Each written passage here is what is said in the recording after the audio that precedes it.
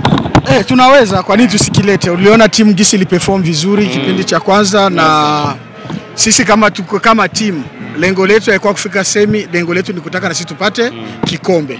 Na ndio msimu huyu ilikuwa moja miongoni mwa malengo, na lengo lingine ilikuwa kusema nini? Twende kimataifa. Tumetimiza hilo lengo la nje, la ndani la baki si kikombe. Na sisi tupate kikombe huyu mwaka. Kama Gadiel kwa upande wenu, mechi ya Simba ndo ulikuwa mchezo wenu wa mwisho ambapo mmekutana tena leo. Labda ule mchezo uliwapa hamasa nyie kuweza kushikamana kwa pamoja na kuweza kupata matokeo leo?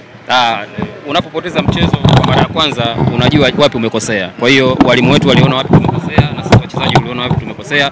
Ndio maana tumeweza kujipanga vizuri, tumekuja tena tumerudia mara ya pili, kwa sababu ingekuwa fedhea tena kukosa tena kufungwa tena mara ya pili. Kwa hiyo tumejipanga vizuri, ndio maana tukapata ushindi. Ilikuwa ni ngumu namna gani ambapo mnakwenda kukutana na Simba kwa mara ya pili? Ilikuwa na ugumu kwa sababu Simba ni timu kubwa, Simba ni timu nzuri. Kwa hiyo ukikutana nayo hata mara tatu lazima uhakikishe kwamba unakwenda kukutana na timu kubwa. Kwa hiyo lazima ujue kabisa kwamba unaenda kupata mechi. Kwa hiyo sisi wenyewe kama wachezaji, benchi la ufundi, walimu, viongozi wamekaa vizuri, wamejipanga, wamejizatiti, wametuhamasisha. Unajua ilikuwa ni mechi, ilikuwa ni mechi ile tulicheza Dar es Salaam, ilikuwa kipindi cha kwanza. Kipindi cha pili ilikuwa huku.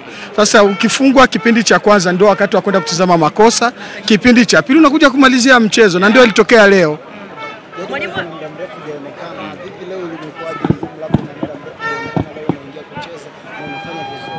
kuto kuonekana sio sababu ya mchezaji kuto kucheza vizuri, sio sababu ya mchezaji.